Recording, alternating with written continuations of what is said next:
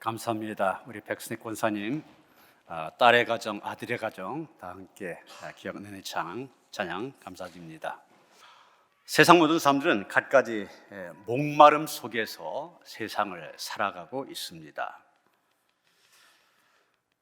러시아의 침공으로 집과 가족을 잃고 피난길에 올라야 하는 우크라이나 사람들은 전쟁이 그치고 평화가 이루어지는 날에 대한 목마름 속에 살아가고 있습니다. 반면 러시아 국민들은 어떻습니까? 그들 역시 목마름 속에 살아가고 있습니다. 전쟁은 푸틴이 일으켰지 국민들이 원한 바가 아니었습니다.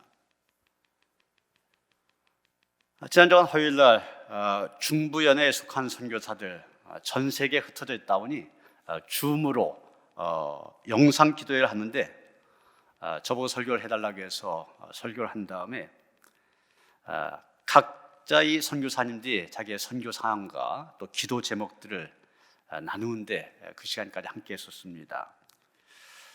마침 러시아 선교사가 들어와서 보고하는데 러시아에 있는 선교사들이나 한인들, 외국인들 지금 제일 문제가 뭐냐면 지금 은행문이 다 닫혀 있지 않습니까? 그러니까 해외로부터 송금을 받지 못해요. 그래서 언제까지 버틸 수 있을지 모르겠다, 이런 걱정을 얘기하며 기도해달라는 요청을 했었습니다. 그런데 하는 얘기가 문제는 외국인들뿐만이 아니라 러시아 국민들 전체가 이 서구사회 경제제 때문에 힘들어한다는 겁니다.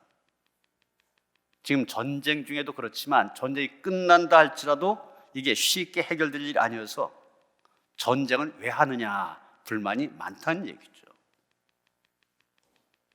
그들도 목말라 하고 있습니다. 가장 기본적인 문제, 먹고 사는 문제, 삶에서 가장 기본적인 문제에 목말라 하고 있습니다. 이번 대선에서 정권 교체에 크게 기여한 세대가 2대남, 20대 남자라 그렇게 얘기하는데 그 이유가 아파트에 대한 목마른 때만 아닙니까? 집값을 그렇게 올린 이 정권 아래에서 아파트 구입한 것은 어렵다. 그 아파트에 대한 목마름이 한쪽에 표를 던지게 한 것입니다. 또 지금 세계 모든 인류가 목말한 것, 코로나 바이러스의 종식입니다.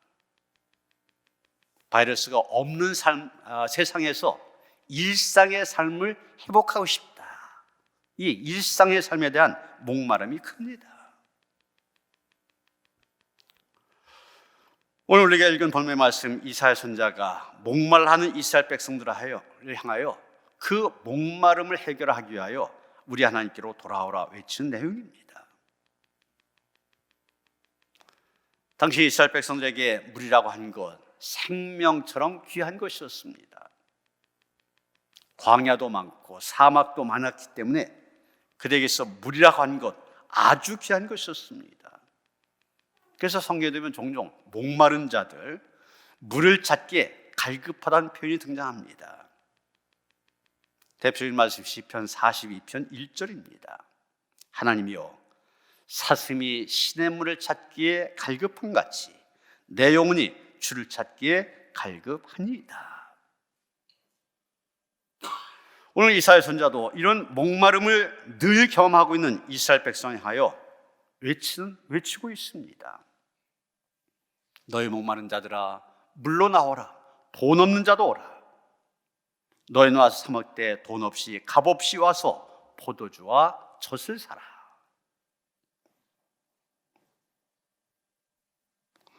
목마른 자들아, 물로 나오라. 그렇습니다. 목마른 사람은 물이 있는 곳으로 나오면 됩니다. 그럼 그 물이 어디에 있느냐? 물이 있는 곳이 어딘지 안다면 그곳으로 가면 됩니다. 동부 아프리카에 있는 케냐와 탄자니아 그 지역에는 아주 거대한 동물 보호구역이 있습니다. 그런데 해마다 이 동물 보호구역에서는 거대한 야생 동물의 대이동이 일어납니다. 매년 5월부터 12월까지 수백만 마리의 물소, 영양, 얼룩말 이런 야생 동물들이 옮겨 다닙니다. 왜 그러냐? 물을 찾아서, 또 물 있는 곳에 풀이 있기 때문에 먹을 것을 찾아서 옮겨 다니는 거예요. 비가 내려서 풀이 많아진 지역으로 점점 이동을 한 것입니다. 12월부터 4월까지 우기라고 그러는데, 이때는 탄자니아의 옹고롱고로 동물보호구역에서 지냅니다. 그리고 그 우기가 그치고 풀이 모자란다 그럼 북쪽에 세렝게티 국립공원 지역으로 이동을 해서 5월부터 7월까지 그곳에 지냅니다. 거기서도 모자라게 되면 다시 북쪽으로 이동하여 8월부터 11월까지 마사이마라라고 하는 곳에서 지낸다는 겁니다. 그래서 이렇게 이동한 거리가 장만치 얼마나 되냐? 3,200km가 된다는 거예요. 서울 부산 거리 거의 10배 된 거리를 물을 찾아서 이동한다는 겁니다. 이런 동물만 물을 찾아 다니는 것이 아닙니다. 사람도 마찬가지입니다. 창세기 26장에 보면 이삭이 이웃 사람들과 우물을 놓고 다툰 장면이 나옵니다. 우리나라는 어느 곳을 파도 맑은 물, 생수가 나오지만 이 사막지대인 이스라엘은 그렇지 않습니다. 사막에서 물이 나오는 곳 오아시스라고 하는데, 오아시스는 생명줄과도 같습니다. 그래서 누가 물을 찾아낸다, 목숨을 걸고 찾아내려고 그럽니다. 그래서 이런 다툼이 일어난 거예요.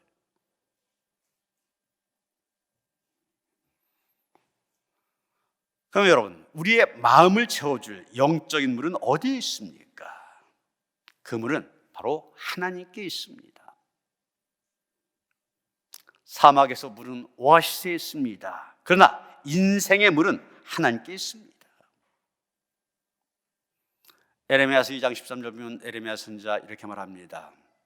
내 백성이 두 가지 악을 행하였나니 곧 그들이 생수의 근원이 되는 나를 버린 것과 스스로 웅덩이를 판 것인데, 그것은 그 물을 가두지 못할 터진 웅덩이들이니라. 에레미야는 하나님을 생수의 근원 이렇게 말하고 있습니다. 생수의 근원, 우리가 보통 쓰는 말은 수원지란 뜻입니다. 그런데 사람들 문제는 뭐냐? 이 수원지를 버리고 자기 웅덩이를 판다고 하는 것입니다. 철학의 웅덩이를 팝니다. 이념의 웅덩이, 돈의 웅덩이, 권력의 웅덩이, 명예의 웅덩이, 학력의 웅덩이, 지식의 웅덩이, 혈연의 웅덩이, 지연의 웅덩이, 갖가지 웅덩이들 팝니다. 그런데 에레미야는 말합니다. 이 모든 웅덩이들 물을 담지 못하는 터진 웅덩이라 그렇게 말하고 있습니다. 오직 하나님만이 생수의 근원이 되시는 것입니다. 얼마 전 울진 삼척등 동해안에서 발생한 산불, 역대 최장기라는 기록을 남기고 진화되었습니다.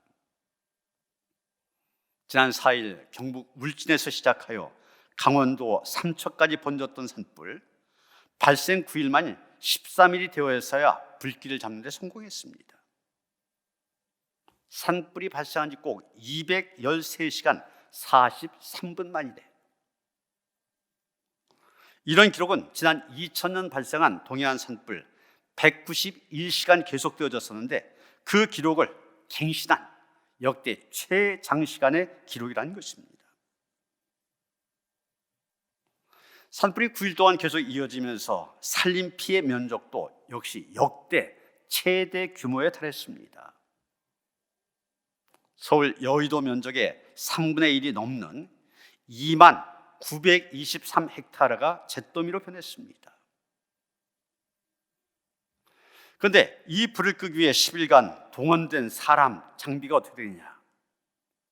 산불 진화대원 9,645명, 공무원 12,049명, 군인 22,809명, 소방관 12,876명, 경찰관 3,982명, 총 6만 9,698명이 동원되었고, 장비는 소방 헬기가 1,212대, 산불 진화차 956대, 소방차 4,886대, 기타 338대, 6,180대나 투입이 되었다는 겁니다.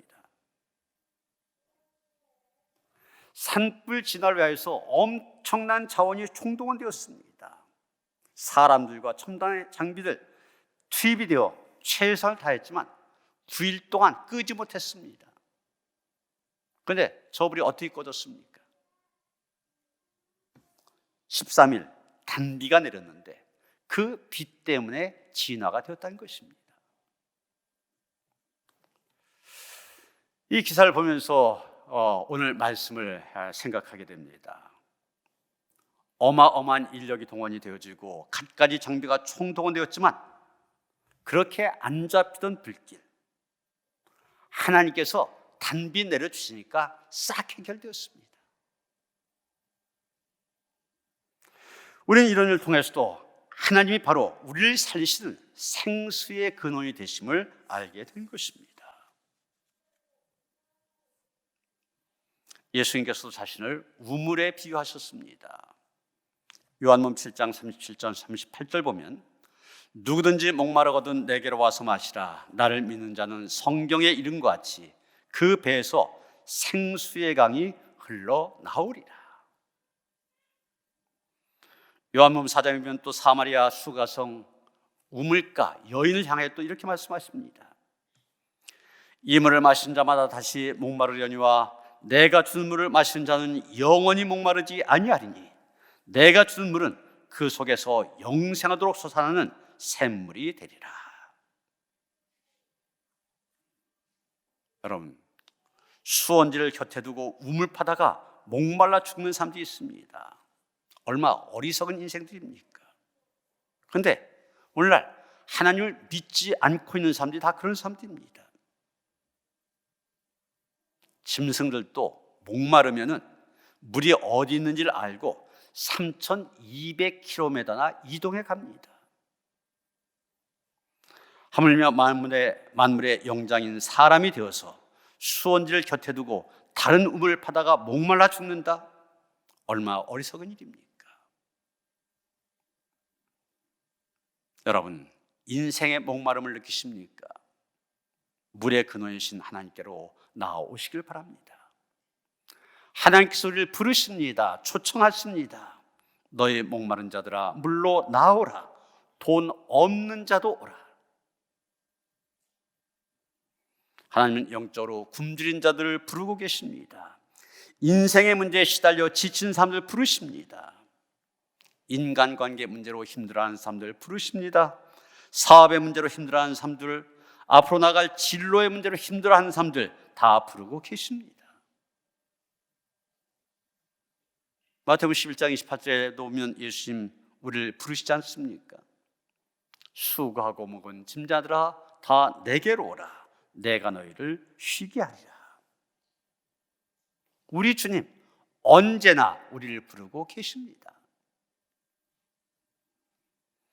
누가복음 14장에 보면 어떤 주인이 잔치를 배설해 놓고 사람들을 초청합니다. 그런데 초청장을 보낸 사람들이 오지 않으니까 어떻게 합니까?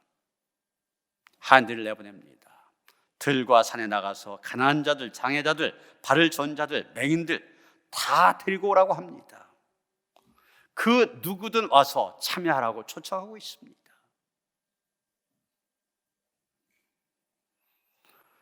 우리는 지금 사순절기를 지내고 있습니다.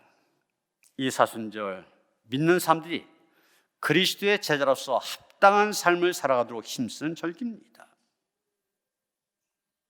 우리의 몸과 마음을 정결하게 하는 참회와 기도, 그리고 하나님의 말씀을 묵상하며 자신을 하나님께 의탁하고 성균종으로 살아야 하는 경건의 훈련이 있어야만 됩니다. 이 사순절기 우리는 무엇보다도 돌아오라고 부르시는 하나님의 음성을 들을 수 있어야만 됩니다. 그리고 자신의 생각과 고집 다 버리고 하나님께로 돌아가야 합니다. 우리의 흩어진 마음을 모아 하나님 앞에 바로 서야 됩니다. 하나님께로 돌아가야 합니다. 그런데 하나님께로 돌아온 자에게 허락할 확실한 은혜가 있다고 말합니다. 그것이 무엇입니까? 이사야 선지자가 오늘 우리에게 그것을 가르쳐주고 있습니다. 첫째로 이사야 선지자는 하나님께로 돌아온 자가 즐거움을 얻으리라 그렇게 말하고 있습니다. 2절 보시면 너희가 어찌하여 양식이 아닌 것을 위하여 은을 달아주며 배부르게 하지 못할 것을 위하여 수고하느냐. 내게 듣고 들을지어다. 그리하면 너희가 좋은 것을 먹을 것이며 너희 자신들이 기름진 것으로 즐거움을 얻으리라. 이스라엘 백성들, 하나님의 말씀을 듣지 않으면 즐거움을 얻을 수 없다는 얘기입니다.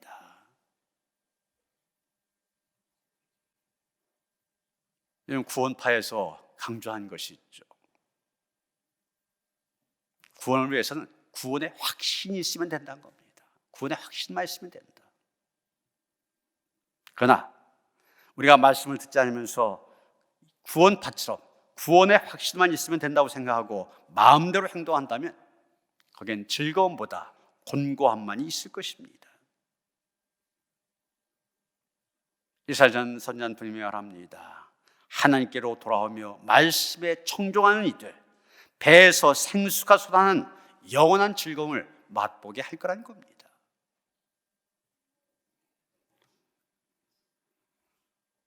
미국 예일 대학에서 교육학을 가르치는 흑인 단 바틀렛 교수가 있습니다.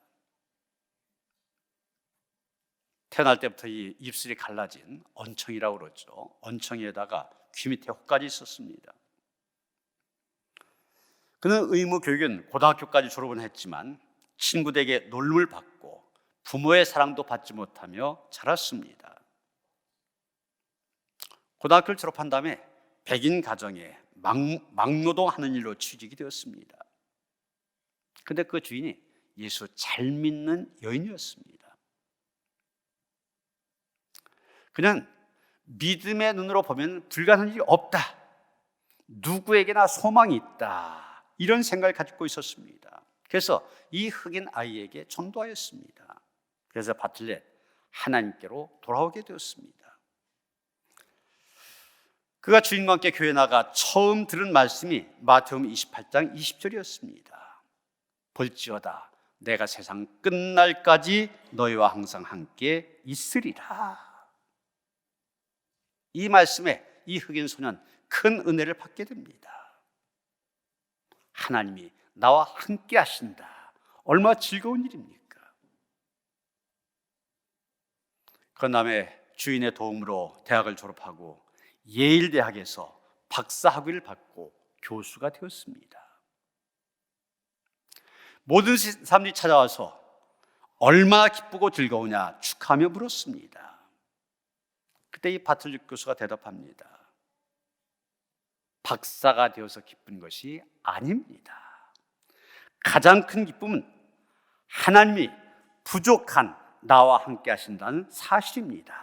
이렇게 대답을 했던 겁니다. 아무것도 아닌 자신과 세상 끝날까지 하나님께서 함께 하신다. 하나님께로 돌아온 자에게 주신 가장 큰 즐거움이었습니다. 여러분, 하나님께로 돌아온 자가 얻는 즐거움, 세상이 주는 즐거움과는 다릅니다. 바로 구원의 즐거움이기 때문입니다. 주님 때문에 주어진 만족이기 때문에 그것은 환경과 여건을 초월하여 주어집니다. 하나님의 초청에 응답하고 하나님께로 돌아온 자 항상 즐거움이 넘치게 됩니다. 그리고 하나님이 주신 구원의 즐거움 언제까지나 사라지지 않습니다. 또한 그 즐거움 빼앗아 갈 자가 없습니다. 둘째로 이사야 선지자는 하나님께로 돌아온 자가 영혼이 살리라고 말합니다. 3절입니다. 너희는 귀를 기울이고 내게로 나와 들으라. 그러면 너희의 영혼이 살리라. 여러분, 하나님의 말씀에 귀를 기울인 것 말고는 영혼을 지켜낼 방도가 없습니다. 그런데 안타깝게도 세상의 소음에 적응된 우리의 귀는 하나님의 말씀을 가려듣지 못합니다. 하나님의 말씀보다도 사람의 말에 항상 귀가 열려져 있습니다. 그러다 보니 영혼이 살아나는 일보다는 영혼이 죽어가는 일에 더 관심을 갖게 됩니다. 하나님께로 돌아오긴커녕 점점 더 하나님께로 멀어져 갑니다.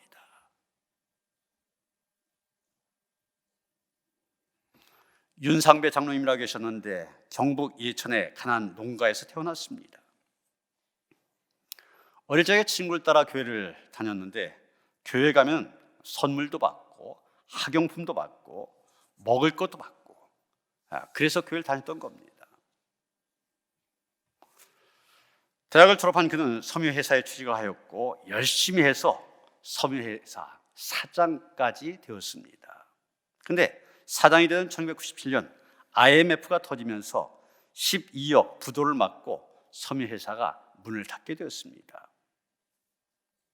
있는 거 다 잃어버리고 빈털터리가 되었습니다. 거기에다가 근육이 굳어지는 희귀한 그런 병까지 얻게 됩니다. 병원에 갔더니 현대의학으로는 도저히 고칠 수 없다고 그럽니다. 몸은 자꾸 굳어져 가고 아무것도 할 수 없는 절망적인 상황에서 문득 어려서 친구를 따라 교회에 갔던 일이 생각났습니다. 내가 하나님을 멀리 떠났구나. 교만했구나. 하나님께서 복을 주셨음에도 불구하고 하나님 앞에서 믿음을 지키지 못하였구나. 하나님 앞에 기도하기 시작하였는데 눈물 쏟으며 회개하였습니다. 그러면서 굳어졌던 몸이 서서히 풀리기 시작합니다. 현대의학으로 도저히 고칠 수 없다고 한 병에서 고침을 받게 되었습니다. 하나님께서 그에게 믿음을 주시고 자신감도 주셔서 다시 신풍 섬유회사 다시 시작하게 되었습니다. 그리고 스윙쿨이라는 기능성 섬유를 개발하여 수출하게 되었고 매출액이 100억까지 이르는 중소기업으로 자리를 찾게 되었습니다. 그는 고백합니다. 내가 하나님께로 돌아왔더니 병도 고쳐주시고 사업도 흥하게 하시고 축복을 주셨다. 늘 이 간증을 하며 장로로 충성하게 되었다는 겁니다. 하나님께로 돌아오면 모든 문제가 해결됩니다. 그리고 영원히 사랑하게 됩니다. 영원히 사랑하게 하면 어떻게 됩니까? 요한삼서 1장 2절 말씀처럼 영원히 잘된 같이 범사가 잘되고 강건함의 복을 받게 된 것입니다. 여러분, 하나님께로 돌아와 영원히 살아나야 됩니다. 하나님을 떠나 있을 동안 형통할 수 없습니다. 마치 우리의 영혼은 메마른 사막을 걷는 것처럼 항상 시달리게 됩니다. 어떠한 물질적인 부여로도 만족시킬 수 없으며 어떤 명예도 즐겁게 할 수 없습니다. 진정한 영혼의 살림은 하나님께로 돌아올 때 가능한 것입니다. 그런데 가룟 유다 하나님께로 돌아올 회개의 기회를 놓치고 결국 비참한 최후를 맞이하게 됩니다. 그러나 바울과 실라가 투옥되었던 빌립보 감옥을 지키던 간수, 그가 하나님께 돌아옴으로 자신뿐만이 아니라 가족까지 모두 구원받는 그런 역사가 일어나게 됩니다. 영원히 살아난 것만이 모든 잘됨의 근본이며 또 기본임을 기억하면서 하나님께로 돌아와야 합니다. 셋째로 이사야 선지자는 하나님께로 돌아온 자 긍휼히 여기시리라 이렇게 말하고 있습니다. 7절입니다. 악인은 그의 길을 불의한 자는 그의 생각을 버리고 여호와께로 돌아오라. 그리하면 그가 긍휼히 여기시리라. 우리 하나님께로 돌아오라. 그가 너그럽게 용서하시리라. 이 긍휼히 여긴다는 말 일반적으로는 불쌍히 여긴다, 동정한다 이런 뜻을 갖고 있는데 히브리인들이 쓰는 긍휼이라고 하는 말 속에는 나아감이란 그런 뜻이 있는데 보통 자비라고 하는 말로 번역이 되어지고 있습니다. 여러분, 자비가 뭡니까? 내가 아닌 다른 사람에게 너그럽고 부드럽게 대하여주는 행동을 가리켜서 자비라 이렇게 말합니다.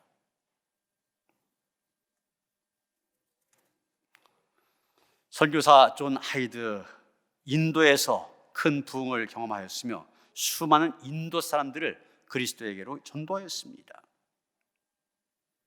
하이드는 늘 기도하였고 그를 만난 사람들, 그에게서 주님의 모습을 볼 수 있었습니다. 그분을 통하여 긍휼의 주님이 나타나셨습니다. 오늘 한 인도 사람이 찾아왔는데 알코올 중독자였습니다. 하이드 선교사는 그를 받아들였고 그를 위하여서 숙소를 주었으며 먹을 것도 대접해 주었습니다. 이 인도 사람 그 호의에 감사했습니다. 그런데 어느 정도의 시간이 흐른 다음에 하이드의 옷을 훔쳐나가 술을 사 먹었습니다. 어느 날 하이드가 기차 타고 여행하다가 이 사람을 만나게 되었습니다. 하이드는 그에게 하나님께로 돌아오라 눈물을 흘리며 간청하였습니다. 그러나 이 인도 사람 그의 손을 뿌리치고 다음 역에서 내려버렸습니다. 그런데 바로 그 다음 날 이 사람이 하이드를 찾아옵니다. 돌아와서 말합니다. 기차에서 하이드를 만난 다음에 눈물이 나서 잠을 잘 수 없었고 결국 그로 인하여서 돌아오게 되었다는 것입니다. 그는 변화되었고 하이드처럼 영혼을 주께로 인도하는 전도자가 되었습니다. 그는 하이드를 통하여 긍휼의 하나님을 볼 수 있었습니다. 하이드 역시 잘못을 한 인도 사람 긍휼히 여기고 눈물로 돌아오라고 청하였습니다. 자기 옷을 훔쳐간 그 잃어버린 옷을 생각한 것이 아니라 잃어버린 영혼을 생각했기 때문입니다. 그래서 하나님의 마음으로 눈물을 흘리며 하나님께로 돌아오라고 말했던 것입니다. 결국 하나님께로 돌아온 그는 하나님의 긍휼하심으로 용서받고 새롭게 변화되었습니다. 여러분, 아버지가 되신 하나님께서 우리를 향해 돌아오라고 부르십니다. 이미 우리가 더러워진 존재, 죄인임을 알면서도 다시 기대를 가지고 용서하시려 초청하십니다. 우리의 죄 심판하신 것이 아니라 애타게 찾으십니다. 그 하나님께 돌아오시길 바랍니다. 더 이상 양식 아닌 것을 위하여 돈을 지불하지 말고 배부르게 못할 것을 위하여 수고하지 말고 하나님의 말씀을 청종하며 하나님께 돌아와야 합니다. 하나님을 만날 만할 때에 찾으며 우리의 길과 생각을 버리고 하나님께로 나아가야 합니다. 그럴 때 하나님께로 돌아온 자 하나님께 주신 즐거움이 있게 됩니다. 영원히 살아나게 됩니다. 그리고 하나님의 긍휼히 여기심을 받게 됩니다. 그것을 이사야서는 확실한 은혜라고 했습니다. 하나님께로 돌아옴으로 이 확실한 은혜 가운데 거하는 성도들 되어지시기를 주님의 이름으로 축원합니다. 하나님, 이 사순절기 우리의 귀가 열려져서 하나님의 음성을 듣게 하여 주시옵소서. 지금도 우리를 부르십니다. 초청하십니다. 너의 목마른 자들아 내게로 오라. 세상의 헛된 웅덩이에서 물을 찾지 말게 하시고 생수의 근원이신 주님께 돌아오게 하여 주시옵소서. 그 안에서 확실한 은혜를 누리며 살아갈 수 있는 성도들 되게 하여 주시옵소서. 예수 그리스도 이름 받들어 기도하였사옵나이다. 아멘.